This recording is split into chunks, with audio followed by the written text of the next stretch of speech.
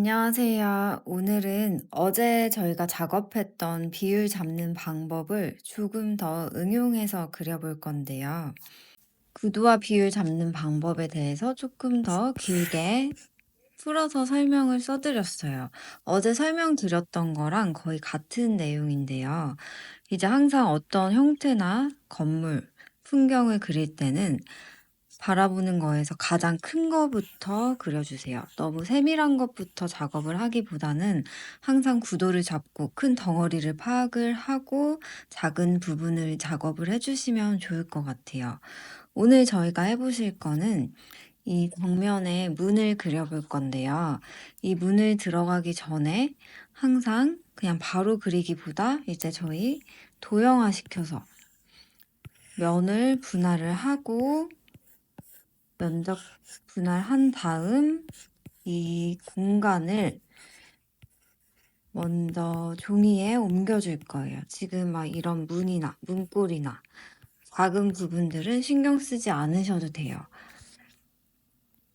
그래서 건물에서 가장 큰 외곽, 외곽의 비율을 살펴보는 거는 어제 말씀드렸던 도형으로 다시 설명을 드리면 정사각형 같은 경우 저희가 한쪽이 1이라고 했을 때 같은 비율을 가지고 있을 때 정사각형으로 인지하죠.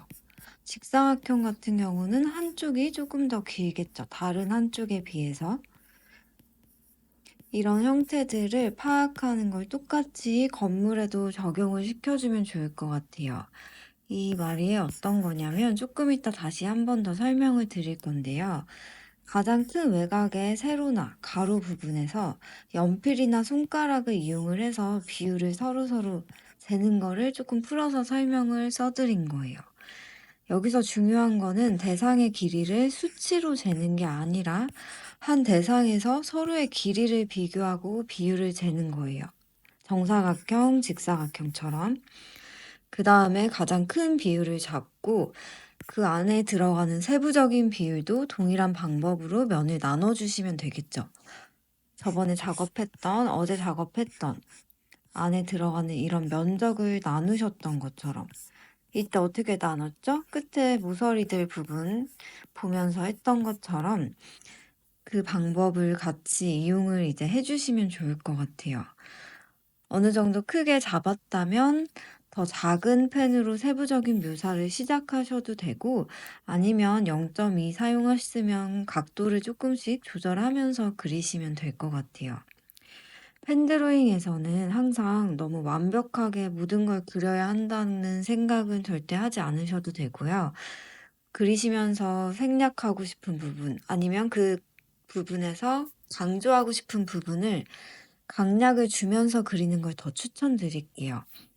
그리고 제가 알려드리는 방법은 꼭 정답이 아니기 때문에 이 규칙대로 무조건 하실 필요는 없지만 저희가 아직은 전체적으로 보는 게 조금 힘들 수 있기 때문에 항상 큰 거부터 작은 순서대로 그려주시면 좋을 것 같아요.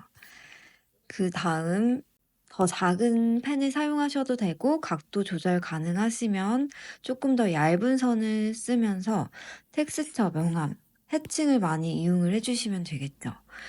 그리고 나중에 간단히 마지막에 살짝 보여드릴 건데 핸드로잉의 포인트로 집에 뭐 있는 색연필이나 수채화로 간단하게 포인트 색감을 주셔도 예쁩니다.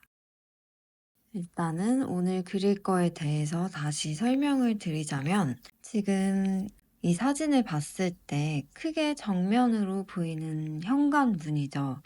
이 문 자체에서 옆에 큰 기둥들도 있고 그 면적 안에 또 작은 기둥도 있어요.